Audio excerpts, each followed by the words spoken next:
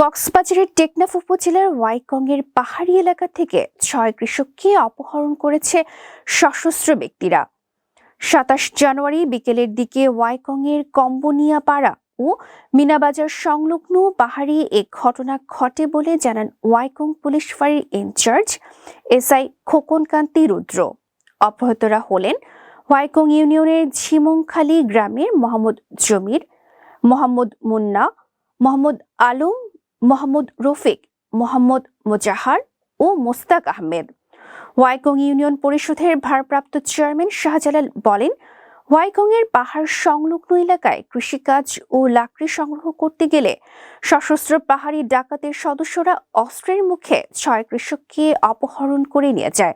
তিনি আরও বলেন, ঘটনাটি জানাজানি হলে অপহৃতদের পরিবারের সদস্যরা তাদের খোঁজাখুঁজি শুরু করে এবং বিষয়টি প্রশাসনকে অবহিত করে।